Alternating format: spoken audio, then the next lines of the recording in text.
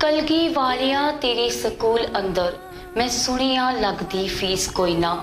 कलगी वालिया तेरे स्कूल अंदर मैं सुनिया लगदी फीस कोई ना। जद जाके वेख्या सिक्खी जमात दे अंदर पढ़न वालियां दे सिरां ते सीस कोई ना। पढ़न वालियां दे सिरां ते सीस कोई ना। वाहिगुरू जी का खालसा वाहिगुरू जी की फतेह। तुसीं वेख रहे हो साडे चैनल दी धार्मिक पेशकश गुरां दी बाणी। सो गुरु प्यारी साध संगत जी, अज तुहानूं किस्सा सुणावांगे साका सरहंद दा। श्री गुरु गोबिंद सिंह जी दे 4 साहिबजादियां ने जिन्हां ने सिख कौम दे लई साडे लई कुर्बानियां कर दित्तियां। कहंदे ने कि इन पुत्रन के सीस पे वार दिए सुत चार, चार मुए तो क्या हुआ, जीवत कई हजार, जीवत कई हजार। निक्कियां जिंदां वड्डा साका। आनंदपुर के किले के बाहर गुरु गोबिंद सिंह जी के बहादुर सिंघां ते मुगल फौजां विचकार कई महीने घमसान की लड़ाई होंदी रही। बादशाह औरंगजेब ने कुरान की कसम खा के गुरु जी नूं सुनेहा घल्लिया कि जे वो आनंदपुर साहिब का किला खाली कर देन तां उन्हां नूं बिना किसी रोक तो जान दिता जाएगा। गुरु जी नूं भावें औरंगजेब की कसम ते इतबार नहीं सी, पर परखण लई आपने किला छड्डना परवान कर लिया। किले तो निकलन की देर सी कि मुगल फौजां ने हमला कर दिता। सरसा नदी के कंढे ते घमसान की लड़ाई छिड़ पई। गुरु जी की फौज ने डट के मुकाबला किया। एक एक सिंह ने कई मुगल सिपाहियों नूं मार मुकाया। इस पक्ष की जंग विच गुरु जी का सारा परिवार एक दूजे नालों विछड़ गया। छोटे सपुत्र साहिबजादा बाबा जोरावर सिंह जी ते साहिबजादा बाबा फतेह सिंह जी अपनी दादी माता गुजरी जी दे नाल चले गए। बिखड़े रस्तियां तो लंघदे घने जंगलां थाणी हुंदे अगे ही अगे तुरदे गए। रस्ते विच कई जंगली जानवर उन्हां दे कोलों लंघे। शेर भी दिखाई दिते, सप भी दिसे, पर दलेर साहिबजादे अपने प्यारे दादी जी दे नाल बाणी का पाठ करते करते बिना किसी डर पौ दे अगाह ही अगाह तुरते गए। अपने दादी जी तो साखियां भी सुनते रहे। इस तरह उन्हां दा पैंडा भी सौखा कट्टिया गया। दोवें वड्डे सपुत्र साहिबजादा बाबा अजीत सिंह जी ते साहिबजादा बाबा जुझार सिंह जी अपने पिता गुरु गोबिंद सिंह जी दे नाल सरसा नदी पार करके रात रोपड़ टिके ते सवेर सार ही चमकौर साहिब की गढ़ी जा पहुँचे। बड़े लम्मे पैंडे मगरों माता गुजरी जी समेत दोवें साहिबजादे कम्मो माशकी की झुग्गी कोल जा पहुँचे। माता जी नूं देखदियां ही वो बाहर आ गया ते हथ जोड़ के बेनती की, मेरे धन भाग जी, आप जी मेरी निमाणी जिही कुटिया विच विश्राम करो। माता जी ते साहिबजादे कम्मो की शरधा ते खुश होए। उत्तों हनेरा हो रहा सी, इसलिए माता जी ने उस रात कम्मो की झुग्गी विच ही टिकण का फैसला किया। लक्ष्मी नां दी औरत पासों जो सर सकिया उस माता जी ते साहिबजादियां अगे लिया रखिया। सब ने गुरप्रसाद कह मुँह विच पाया। दूजे दिन गुरु जी के लंगर का एक सेवादार गंगू बामण सो सुन के उन्हां दे कोल आ पहुंचा। माता गुजरी जी नूं हथ जोड़ के बेनती करन लगा, माता जी आप मेरे नाल साडे पिंड खेड़ी सहेड़ी चलो। उत्थे आप जी नूं किसी किस्म की खेचल नहीं होवेगी, किसी नूं आप वारी सूह तक नहीं लगेगी। माता गुजरी जी नूं चुप देख के गंगू कहन लगा, आप पूरी तसल्ली रखो। जो थोड़ा जिहा समान सी एक खच्चर ते लदवा के गंगू दे नाल माता जी उसदे पिंड वल चल पे। दोवें साहिबजादे नाल नाल पैदल चलदे गए। कदे कदे माता जी कोलों दोवें साहिबजादे गुरु पिता अते भरावां साहिबजादियां बाबा अजीत सिंह जी अते बाबा जुझार सिंह जी बारे भी पुछ लेंदे। सफ़र करते करते शाम पै गई। खेड़ी पिंड पुज के गंगू दे घर टिकाणा किता। अपने नाल लिआंदा समान माता जी ने एक वखरे कमरे विच टिका दिता। दोनों साहिबजादियां दे कपड़े बदलवाए ते बिस्तरा ठीक किता। तिन्नां ने रल के रहरास साहिब का पाठ किया। फिर दोहां साहिबजादियां नूं अपनी गलवक्कड़ी विच लैके प्यार किया, असीस दिती ते अपनी छाती नाल लगा के आराम करन लई लेट गए। रात नूं पोले पोले कदम रखदा गंगू उन्हां दे कमरे विच आया। ਮਾਤਾ ਜੀ ਨੂੰ ਸੁੱਤਾ ਦੇਖ ਕੇ ਮੰਜੀ ਥੱਲੇ ਪਈ ਬੁਰਜੀ ਨੂੰ ਹੌਲੀ-ਹੌਲੀ ਫਰੋਲ ਫਰਾਲ ਕੇ ਉਸ ਵਿੱਚੋਂ ਮੋਹਰਾਂ ਦੀ ਥੈਲੀ ਕੱਢ ਕੇ ਚੁੱਪਚਾਪ ਬਾਹਰ ਚਲਾ ਗਿਆ। ਮਾਤਾ ਜੀ ਨੂੰ ਖੜਾਕ ਸੁਣਾਈ ਦਿੱਤਾ। ਗੰਗੂ ਦੇ ਅੰਦਰ ਆਉਣ ਦਾ ਝੋਲਾ ਪਿਆ, ਦੱਬੇ ਪੈਰੀਂ ਬਾਹਰ ਜਾਣ ਦਾ ਵੀ ਪਤਾ ਲੱਗ ਗਿਆ, ਪਰ ਮਾਤਾ ਜੀ ਨੇ ਉਸ ਵੇਲੇ ਕੁਝ ਨਾ ਕਿਹਾ। ਸਵੇਰੇ ਮਾਤਾ ਗੁਜਰੀ ਜੀ ਜਾਗੇ ਤਾਂ ਉਹਨਾਂ ਨੇ ਗੰਗੂ ਨੂੰ ਪੁੱਛਿਆ, ਗੰਗੂ ਸਾਰਾ ਸਮਾਨ ਖਿਲਰਿਆ ਪਿਆ ਹੈ, ਬਾਹਰਲਾ ਦਰਵਾਜ਼ਾ ਤਾਂ ਬੰਦ ਸੀ, ਮੋਹਰਾਂ ਕਿੱਥੇ ਗਈਆਂ? ਗੰਗੂ ਹੈਰਾਨ ਹੋ ਕੇ ਇੱਧਰ ਉੱਧਰ ਝਾਕਣ ਲੱਗਾ। ਬਿਨਾਂ ਕੁਝ ਕਹੇ ਝਟਪਟ ਬਾਹਰ ਚਲਾ ਗਿਆ ਤੇ ਜਾ ਕੇ ਰੌਲਾ ਪਾ ਦਿੱਤਾ, ਚੋਰੀ ਹੋ ਗਈ ਲੋਕੋ, ਮਾਤਾ ਜੀ ਦੀ ਚੋਰੀ ਹੋ ਗਈ। ਮਾਤਾ ਗੁਜਰੀ ਜੀ ਨੇ ਗੰਗੂ ਨੂੰ ਅੰਦਰ ਬੁਲਾਇਆ ਤੇ ਉਸ ਨੂੰ ਸਮਝਾਉਣ ਲੱਗੇ, ਭਲਿਆ ਲੋਕਾਂ, ਇਸ ਤਰ੍ਹਾਂ ਸ਼ੋਰ ਮਚਾਉਣਾ ਠੀਕ ਨਹੀਂ, ਮੋਹਰਾਂ ਕੋਲ ਹੀ ਰੱਖ, ਤੇਰੇ ਕੋਲੋਂ ਕਿਸਨੇ ਮੰਗੀਆਂ ਨੇ? ਇਹ ਸੁਣ ਕੇ ਗੰਗੂ ਗੁੱਸੇ ਨਾਲ ਬੋਲ ਉੱਠਿਆ, ਹਨੇਰ ਸਾਈਂ ਦਾ, ਮੈਂ ਤੁਹਾਨੂੰ ਪਨਾਹ ਦਿੱਤੀ ਤੇ ਉਲਟਾ ਤੁਸੀਂ ਮੇਰੇ ਤੇ ਚੋਰੀ ਦੀ ਤੋਹਮਤ ਲਗਾ ਰਹੇ ਹੋ। ਮਾਤਾ ਜੀ ਨੇ ਉਸ ਨੂੰ ਸਮਝਾਉਣ ਦਾ ਯਤਨ ਕੀਤਾ, ਪਰ ਬੋਲਦਾ ਬੋਲਦਾ ਉਹ ਘਰੋਂ ਬਾਹਰ ਨਿਕਲ ਗਿਆ। ਗੰਗੂ ਸਿੱਧਾ ਮਰਿੰਡੇ ਕੋਤਵਾਲ ਪਾਸ ਜਾ ਪਹੁੰਚਾ। ਅੰਦਰ ਜਾ ਕੇ ਕੋਤਵਾਲ ਨੂੰ ਸਲਾਮ ਕੀਤੀ ਤੇ ਹੌਲੀ ਹੌਲੀ ਕਹਿਣ ਲੱਗਾ, ਹਜ਼ੂਰ, ਆਪ ਜੀ ਨੂੰ ਇੱਕ ਖੂਫੀਆ ਇਤਲਾਹ ਦੇਣ ਆਇਆ ਹਾਂ। ਕੋਤਵਾਲ ਪੁੱਛਣ ਲੱਗਾ, ਹਾਂ ਦੱਸ ਪੰਡਤਾ, ਕੀ ਖਬਰ ਲਿਆਇਆ ਹੈ? ਹਜ਼ੂਰ, ਗੁਰੂ ਗੋਬਿੰਦ ਸਿੰਘ ਦੀ ਮਾਤਾ ਜੀ ਤੇ ਉਹਨਾਂ ਦੇ ਛੋਟੇ ਲੜਕੇ ਮੇਰੇ ਘਰ ਆ ਲੁਕੇ ਹਨ। ਕੋਤਵਾਲ ਇਹ ਸੁਣ ਕੇ ਬੜਾ ਖੁਸ਼ ਹੋਇਆ ਤੇ ਆਪਣੇ ਸਿਪਾਹੀਆਂ ਨੂੰ ਬੁਲਾ ਕੇ ਉਹਨਾਂ ਨੂੰ ਗੰਗੂ ਦੇ ਨਾਲ ਘੱਲਿਆ ਤੇ ਹੁਕਮ ਦਿੱਤਾ ਕਿ ਸਭ ਨੂੰ ਗ੍ਰਿਫਤਾਰ ਕਰਕੇ ਲਿਆਂਦਾ ਜਾਏ। ਜਦ ਕੋਤਵਾਲ ਦੇ ਭੇਜੇ ਸਿਪਾਹੀ ਗੰਗੂ ਦੇ ਵਿਹੜੇ ਪੁੱਜੇ ਤਾਂ ਕੁਝ ਆਂਢ ਗੁਆਂਢ ਦੇ ਲੋਕ ਵੀ ਝਾਕਣ ਲੱਗੇ। ਸਿਪਾਹੀ ਦੌੜ ਕੇ ਪਿਛਲੇ ਪਾਸੇ ਚਲੇ ਗਏ ਤੇ ਮਾਤਾ ਜੀ ਨੂੰ ਮੰਜੇ ਤੇ ਬੈਠੇ ਤੇ ਬੱਚਿਆਂ ਨੂੰ ਨਿਸ਼ਚਿੰਤ ਦੇਖ ਕੇ ਪਹਿਲਾਂ ਹੈਰਾਨ ਹੋਏ, ਫਿਰ ਨਾਲ ਟੁਰਨ ਲਈ ਕੋਤਵਾਲ ਦਾ ਹੁਕਮ ਸੁਣਾਇਆ। ਮਾਤਾ ਜੀ ਨੇ ਦੋਹਾਂ ਸਾਹਿਬਜ਼ਾਦਿਆਂ ਨੂੰ ਗਲੇ ਲਗਾਇਆ ਤੇ ਕਹਿਣ ਲੱਗੇ, ਚਲੋ ਮੇਰੇ ਬੱਚਿਓ, ਚੱਲੀਏ। ਸਾਹਿਬਜ਼ਾਦਾ ਬਾਬਾ ਜ਼ੋਰਾਵਰ ਸਿੰਘ ਜੀ ਤੇ ਸਾਹਿਬਜ਼ਾਦਾ ਬਾਬਾ ਫਤਿਹ ਸਿੰਘ ਜੀ ਤਿਆਰ ਬਰ ਤਿਆਰ ਖੜੇ ਸਨ। ਦੋਵੇਂ ਸਾਹਿਬਜ਼ਾਦੇ ਤੇ ਮਾਤਾ ਗੁਜਰੀ ਜੀ ਸਿਪਾਹੀਆਂ ਦੇ ਨਾਲ ਟੁਰ ਪਏ। ਇਤਨੇ ਨੂੰ ਬਾਹਰ ਭੀੜ ਇਕੱਠੀ ਹੋ ਗਈ ਸੀ। ਗੰਗੂ ਇੱਕ ਪਾਸੇ ਖੜਾ ਸੀ, ਲੋਕ ਉਸ ਵੱਲ ਉਂਗਲੀਆਂ ਕਰ ਰਹੇ ਸਨ। ਉਹ ਅੱਖਾਂ ਨੀਵੀਆਂ ਪਾ ਕੇ ਇੱਕ ਪਾਸੇ ਖਲੋਤਾ ਸੀ। ਇੱਕ ਜਨਾਨੀ ਬੋਲੀ, ਵੇਖੀ ਜੇ ਇਸ ਨਮਕ ਹਰਾਮ ਦੀ ਕਰਤੂਤ, ਇਹਨਾਂ ਨੂੰ ਆਪਣੇ ਘਰ ਲਿਆ ਕੇ ਸਰਕਾਰ ਨੂੰ ਜਾ ਖਬਰ ਦਿੱਤੀ ਸੂ। ਦੂਜਾ ਬੋਲਿਆ, ਇਹਨਾਂ ਮਾਸੂਮਾਂ ਨੇ ਸਰਕਾਰ ਦਾ ਕੀ ਵਿਗਾੜਿਆ ਹੈ? ਸਾਰੇ ਕਹਿ ਰਹੇ ਸਨ, ਇਹਨਾਂ ਦੀ ਦਾਦੀ ਦੇ ਚਿਹਰੇ ਤੇ ਕਿੰਨਾ ਨੂਰ ਹੈ। ਲੋਕਾਂ ਦੇ ਦੇਖਦਿਆਂ ਹੀ ਮਾਤਾ ਜੀ ਨੂੰ ਤੇ ਦੋਹਾਂ ਸਾਹਿਬਜ਼ਾਦਿਆਂ ਨੂੰ ਸਿਪਾਹੀ ਆਪਣੇ ਨਾਲ ਲੈ ਗਏ। ਲੋਕ ਬੁੱਲ ਟੁਕਦੇ ਹੀ ਰਹਿ ਗਏ। ਰਾਤ ਨੂੰ ਮਾਤਾ ਜੀ ਤੇ ਦੋਹਾਂ ਸਾਹਿਬਜ਼ਾਦਿਆਂ ਨੂੰ ਮੁਰਿੰਡੇ ਦੀ ਹਵਾਲਾਤ ਵਿੱਚ ਰੱਖਿਆ ਗਿਆ। ਸ਼ਾਂਤੀ ਦੇ ਪੁੰਜ ਮਾਤਾ ਗੁਜਰੀ ਜੀ ਨੇ ਦੋਹਾਂ ਸਾਹਿਬਜ਼ਾਦਿਆਂ ਨੂੰ ਪਿਆਰ ਤੇ ਦਿਲਾਸਾ ਦੇ ਕੇ ਆਪਣੇ ਕੋਲ ਬਿਠਾਇਆ। ਉਹਨਾਂ ਨੂੰ ਗੁਰੂ ਨਾਨਕ ਦੇ ਸਿੱਖਾਂ ਦੀ ਬਹਾਦਰੀ ਦੇ ਕਾਰਨਾਮੇ ਸੁਣਾਉਂਦੇ ਰਹੇ। ਗੁਰੂ ਅਰਜਨ ਦੇਵ ਜੀ ਤੇ ਗੁਰੂ ਤੇਗ ਬਹਾਦਰ ਜੀ ਦੀਆਂ ਅਦੁੱਤੀ ਸ਼ਹੀਦੀ ਦੀਆਂ ਸਾਖੀਆਂ ਉਹਨਾਂ ਨੂੰ ਸੁਣਾਈਆਂ। ਫਿਰ ਤਿੰਨਾਂ ਨੇ ਮਿਲ ਕੇ ਰਹਿਰਾਸ ਸਾਹਿਬ ਤੇ ਕੀਰਤਨ ਸੁਹੇਲੇ ਦਾ ਪਾਠ ਕੀਤਾ ਤੇ ਰਾਤ ਨੂੰ ਚਟਾਈ ਤੇ ਹੀ ਵਿਸ਼ਰਾਮ ਕੀਤਾ। ਦੂਜੇ ਦਿਨ ਸਵੇਰੇ ਹੀ ਮਾਤਾ ਗੁਜਰੀ ਜੀ ਤੇ ਸਾਹਿਬਜ਼ਾਦਿਆਂ ਨੂੰ ਇੱਕ ਬੈਲ ਗੱਡੀ ਤੇ ਬਿਠਾ ਕੇ ਬਸੀ ਦੇ ਥਾਣੇ ਲੈ ਗਏ।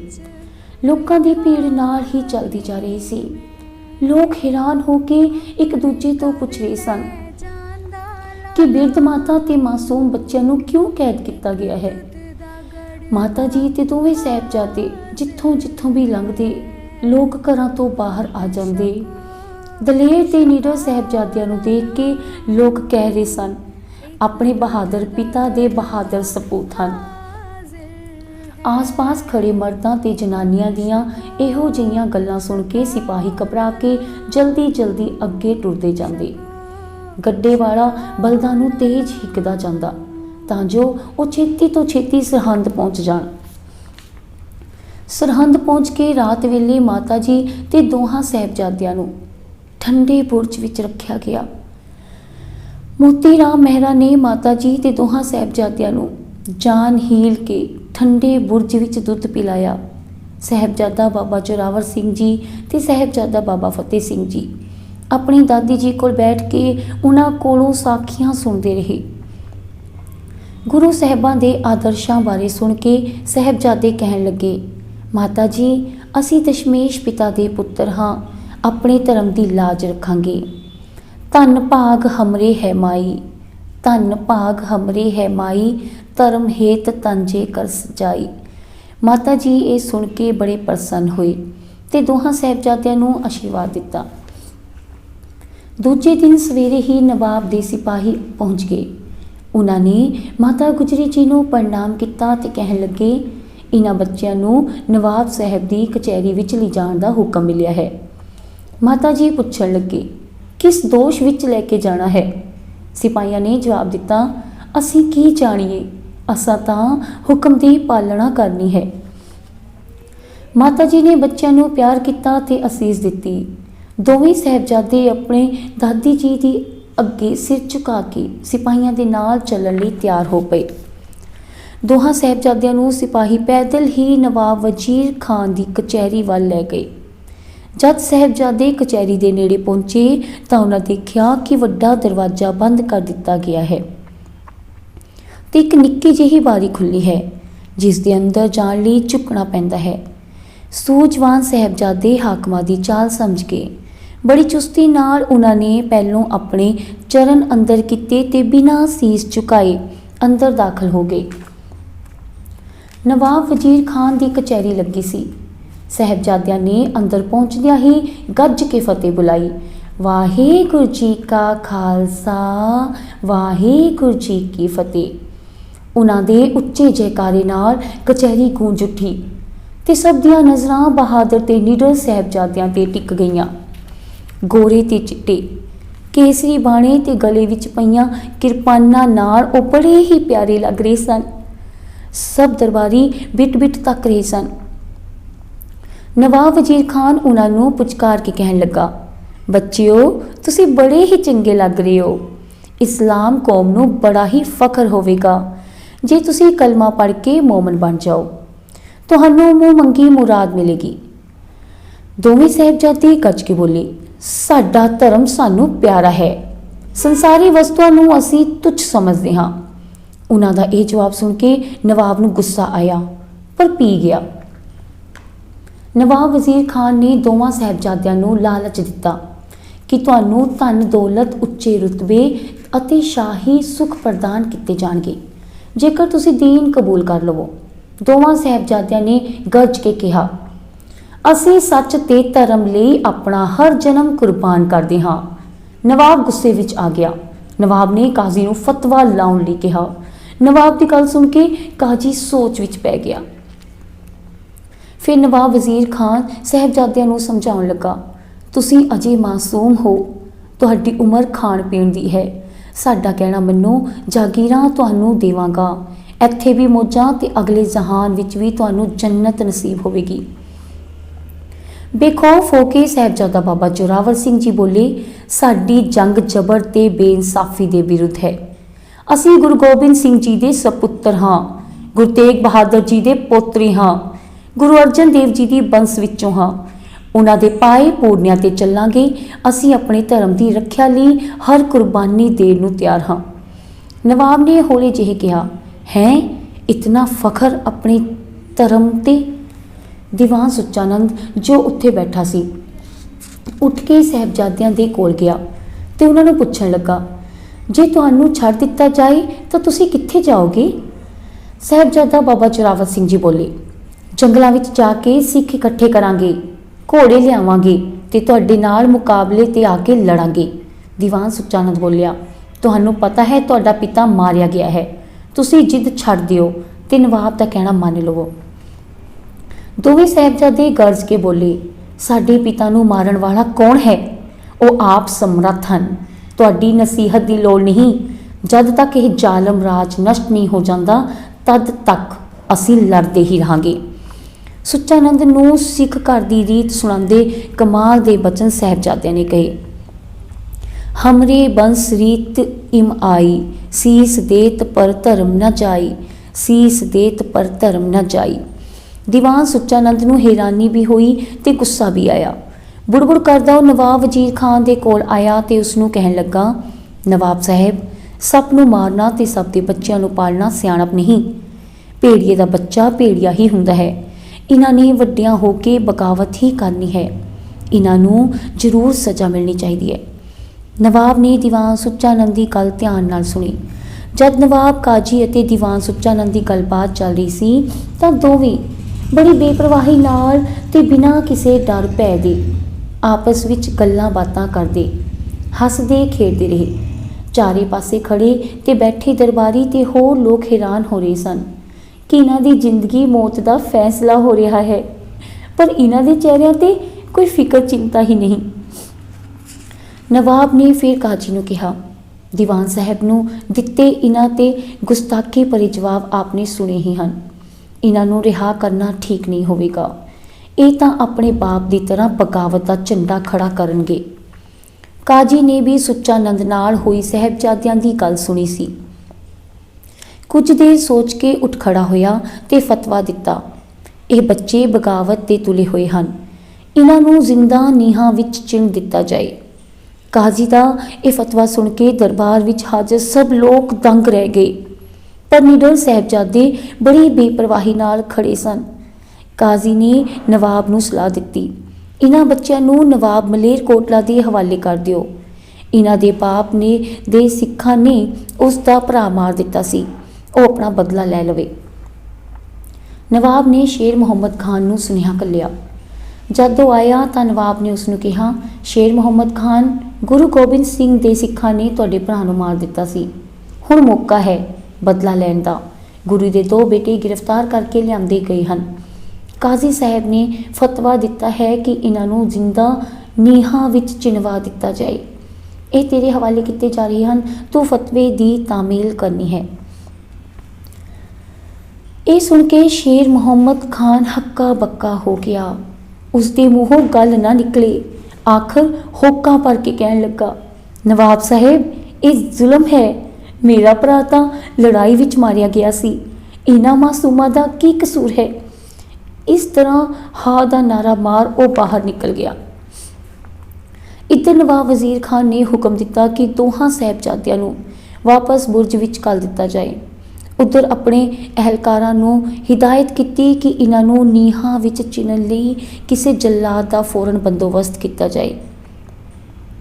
ਸਾਹਿਬਜ਼ਾਦੇ ਠੰਡੇ ਬੁਰਜ ਵਿੱਚ ਮਾਤਾ ਗੁਜਰੀ ਜੀ ਕੋਲ ਪਹੁੰਚੇ ਤੇ ਕਚਹਿਰੀ ਵਿੱਚ ਹੋਈ ਸਾਰੀ ਗੱਲਬਾਤ ਸੁਣਾਈ।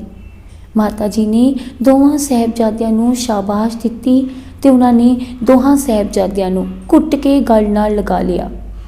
ਤੁਸਾਂ ਰੱਖ ਵਿਖਾਈ ਹੈ, ਵਾਹਿਗੁਰੂ ਸਦਾ ਆਪ ਜੀ ਦੇ ਅੰਗ ਸੰਗ ਹਨ।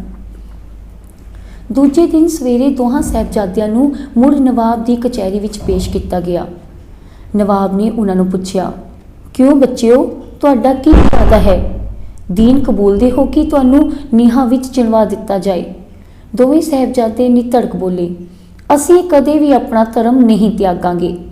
ਇਹ ਸੁਣ ਕੇ ਨਵਾਬ ਅਚੰਭਿਤ ਹੋ ਗਿਆ।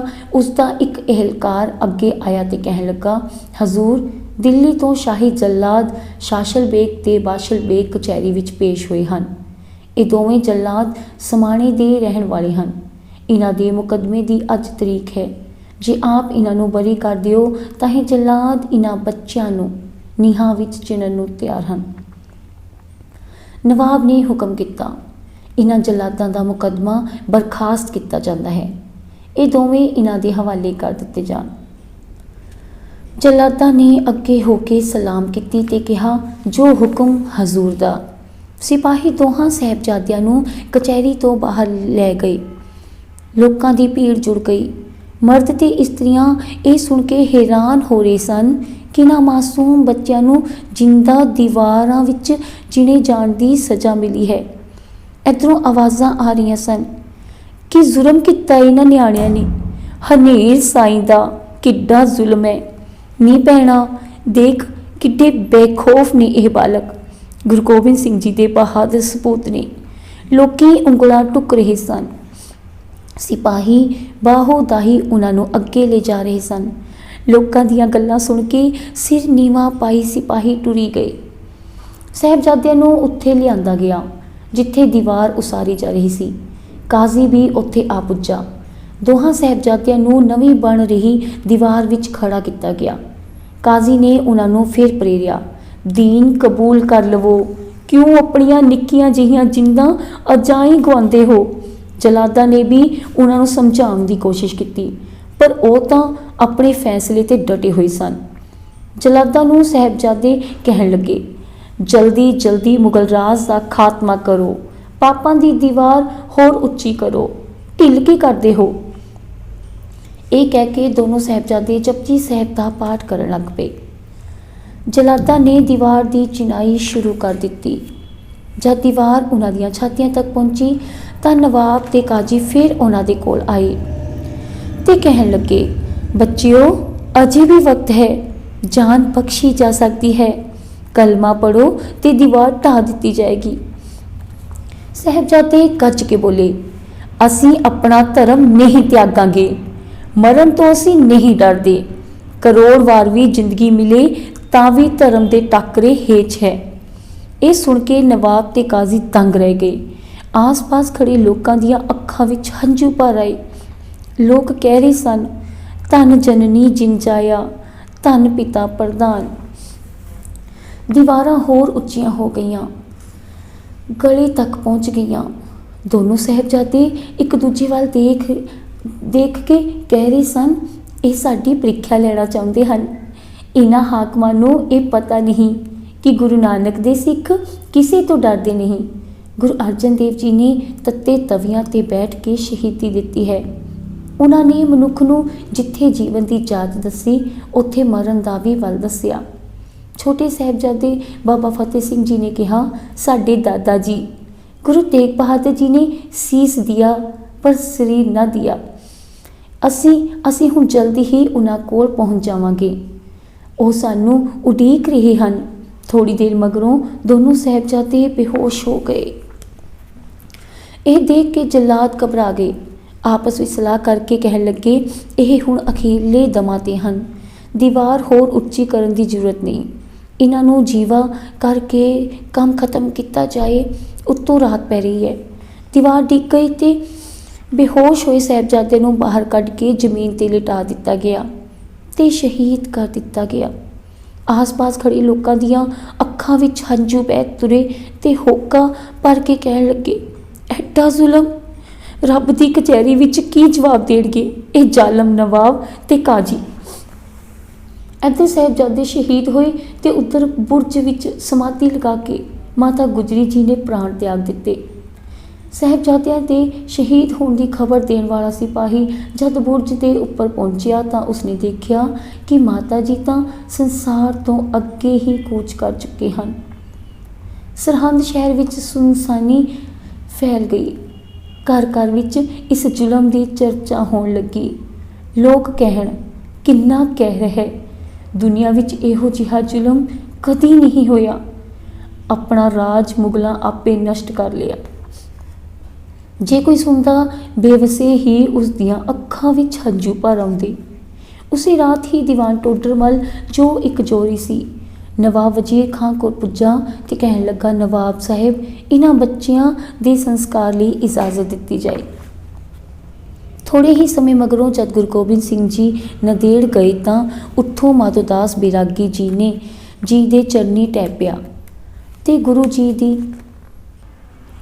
ਨਵਾਬ ਕਹਿਣ ਲੱਗਾ, ਜਿੰਨੀ ਜਗ੍ਹਾ ਚਾਹੀਦੀ ਹੈ ਉਨੀ ਥਾਂ ਤੇ ਮੋਹਰਾਂ ਵਿਛਾ ਕੇ ਮੁੱਲ ਦੇਣਾ ਪਏਗਾ। ਦੀਵਾਨ ਟੋਡਰਮਲ ਸੇਵਾ ਦਾ ਮੌਕਾ ਜਾਣ ਘਰੋਂ ਜਾ ਕੇ ਮੋਹਰਾਂ ਦੀਆਂ ਥੈਲੀਆਂ ਲੈ ਆਇਆ। ਜਿੰਨੀ ਜ਼ਮੀਨ ਸੰਸਕਾਰ ਲਈ ਚਾਹੀਦੀ ਸੀ ਨਿਸ਼ਾਨ ਲਗਾ ਕੇ ਦਿੱਤਾ ਤੇ ਸੋਨੇ ਦੀਆਂ ਮੋਹਰਾਂ ਵਿਛਾ ਕੇ ਮੁੱਲ ਤਾਰ ਦਿੱਤਾ। ਮਾਤਾ ਗੁਜਰੀ ਜੀ ਤੇ ਦੋਹਾਂ ਸਾਹਿਬਜ਼ਾਦਿਆਂ ਦਾ ਬੜੇ ਸਤਿਕਾਰ ਨਾਲ ਸੰਸਕਾਰ ਕੀਤਾ ਗਿਆ। ਇੰਨੀ ਛੋਟੀ ਉਮਰ ਦੇ ਸ਼ਹੀਦਾਂ ਦੀ ਮਿਸਾਲ ਸਾਰੀ ਦੁਨੀਆ ਵਿੱਚ ਨਹੀਂ ਮਿਲਦੀ। ਸਾਹਿਬਜ਼ਾਦਾ ਜ਼ੋਰਾਵਰ ਸਿੰਘ ਜੀ ਦੀ ਉਮਰ 7 ਸਾਲ 11 ਮਹੀਨੇ ਸੀ, ਜਨਮ ਸਨ 1696 ਤੇ ਸਾਹਿਬਜ਼ਾਦਾ ਫਤਿਹ ਸਿੰਘ ਜੀ ਸਿਰਫ 5 ਸਾਲ 10 ਮਹੀਨੇ, ਜਨਮ ਸਨ 1699 ਦੇ ਸਨ। ਐਡੇ ਛੋਟੇ ਬੱਚਿਆਂ ਨੇ ਵੱਡੇ ਬਜ਼ੁਰਗਾਂ ਜਿਹੇ ਕਾਰਨਾਮੇ ਕਰ ਦਿਖਾਏ। ਇਸ ਲਈ ਅਸੀਂ ਉਹਨਾਂ ਨੂੰ ਬਾਬਾ ਜ਼ੋਰਾਵਰ ਸਿੰਘ ਜੀ ਤੇ ਬਾਬਾ ਫਤਿਹ ਸਿੰਘ ਜੀ ਕਹਿ ਕੇ ਯਾਦ ਕਰਦੇ ਹਾਂ। ਸ਼੍ਰੀ ਗੁਰੂ ਗੋਬਿੰਦ ਸਿੰਘ ਜੀ ਉਹਨਾਂ ਦਿਨਾਂ ਵਿੱਚ ਰਾਏਕੋਟ ਦੇ ਇਲਾਕੇ ਵਿੱਚ ਵਿਚ ਰਹੇ ਸਨ। ਜਦ ਉਹਨਾਂ ਕੋਲ ਸਾਹਿਬਜ਼ਾਦਿਆਂ ਦੀ ਸ਼ਹੀਦੀ ਦੀ ਖਬਰ ਨੂਰਾ ਮਾਹੀ ਲੈ ਕੇ ਗਿਆ ਤਾਂ ਆਪ ਨੇ ਤੀਰ ਦੀ ਨੋਕ ਨਾਲ ਕਾਹੀ ਦੇ ਬੂਟੇ ਨੂੰ ਪੁੱਟ ਕੇ ਫਰਮਾਇਆ, ਹੁਣ ਮੁਗਲ ਰਾਜ ਦੀ ਜੜ ਪੁੱਟੀ ਗਈ। ਲੋਕ ਕਹਿ ਰਹੇ ਸਨ, ਕਟਵਾ ਕੇ ਸਰਚਾਰ ਇੱਕ ਆਂਸੂ ਨਾ ਗਿਰਾਇਆ, ਕਟਵਾ ਕੇ ਸਰਚਾਰ ਇੱਕ ਆਂਸੂ ਨਾ ਗਿਰਾਇਆ, ਰੂਹ ਫੂਕ ਦੀ ਗੋਬਿੰਦ ਨੇ ਔਲਾਦ ਕਟਾਕਰ, ਰੂਹ ਫੂਕ ਦੀ ਗੋਬਿੰਦ ਨੇ ਔਲਾਦ ਕਟਾਕਰ। ਥੋੜ੍ਹੇ ਹੀ ਸਮੇਂ ਮਗਰੋਂ ਜਦ ਗੁਰੂ ਗੋਬਿੰਦ ਸਿੰਘ ਜੀ ਨੰਦੇੜ ਗਏ ਤਾਂ ਉੱਥੇ ਮਾਧੋ ਦਾਸ ਬੈਰਾਗੀ ਗੁਰੂ ਜੀ ਦੇ ਚਰਨੀ ਟਹਿ ਪਿਆ ਤੇ ਗੁਰੂ ਜੀ ਦੀ ਬਖਸ਼ਿਸ਼ ਸਦਕਾ ਸਿੰਘ ਸੱਜ ਕੇ ਬਾਬਾ ਬੰਦਾ ਸਿੰਘ ਬਹਾਦਰ ਬਣਿਆ। ਇਸਨੇ ਮੁਗਲ ਰਾਜ ਦੀਆਂ ਨੀਹਾਂ ਪੋਲੀਆਂ ਕੀਤੀਆਂ ਤੇ ਸਰਹੰਦ ਦੀ ਇੱਟ ਨਾਲ ਇੱਟ ਖੜਕਾ ਦਿੱਤੀ, ਸੁਤੰਤਰ ਰਾਜ ਸਥਾਪਿਤ ਕੀਤਾ, ਨਾਨਕ ਨਾਮ ਦਾ ਸਿੱਕਾ ਚਲਾਇਆ ਤੇ ਦੇਖ ਦੇਖ ਫਤਿਹ ਦੀ ਮੋਹਰ ਬਣਾਈ। ਹਿੰਦੀ ਦੇ ਰਾਸ਼ਟਰੀ ਕਵੀ ਮੈਥਿਲੀ ਸ਼ਰਨ ਗੁਪਤ ਨੇ ਆਪਣੇ ਮਹਾਕਾਵਿ ਭਾਰਤ ਭਾਰਤੀ ਵਿੱਚ ਲਿਖਿਆ ਹੈ, जिस कुल जात कौम के बच्चे दे सकते यूं बलिदान, उसका वर्तमान कुछ भी हो, भविष्य है महामहान, भविष्य है महामहान। ਨਿੱਕੀਆਂ ਜਿੰਦਾਂ ਵੱਡਾ ਸਾਕਾ। ਸੋ ਇਹ ਸੀ ਗੁਰੂ ਗੋਬਿੰਦ ਸਿੰਘ ਜੀ ਦੇ ਛੋਟੇ ਸਾਹਿਬਜ਼ਾਦਿਆਂ ਦਾ ਇਤਿਹਾਸ। ਗੁਰਦੁਆਰਾ ਜੋਤੀ ਸਰੂਪ ਤੇ ਗੁਰਦੁਆਰਾ ਸ਼੍ਰੀ ਫਤਿਹਗੜ੍ਹ ਸਾਹਿਬ ਠੰਡਾ ਬੁਰਜ। ਤੁਹਾਨੂੰ ਦੱਸ ਦੇਣਾ ਚਾਹੁੰਦੀ ਹਾਂ ਕਿ ਜਿੰਨੇ ਵੀ ਮਹੀਨੇ ਹੁੰਦੇ ਨੇ ਉਹਨਾਂ ਵਿੱਚੋਂ ਪੋਹ ਦਾ ਮਹੀਨਾ ਸਭ ਤੋਂ ਠੰਡਾ ਹੁੰਦਾ ਹੈ। ਮਾਤਾ ਗੁਜਰੀ ਜੀ ਨੇ ਤੇ ਛੋਟੇ ਸਾਹਿਬਜ਼ਾਦਿਆਂ ਨੇ ਬਿਨਾਂ ਰਜਾਈ ਤੋਂ ਪਾਟੇ ਲੀੜੇ ਕੱਪੜਿਆਂ ਦੇ ਨਾਲ ਠੰਡੇ ਬੁਰਜ ਦੇ ਵਿੱਚ ਰਾਤਾਂ ਗੁਜ਼ਾਰੀਆਂ ਸੀ।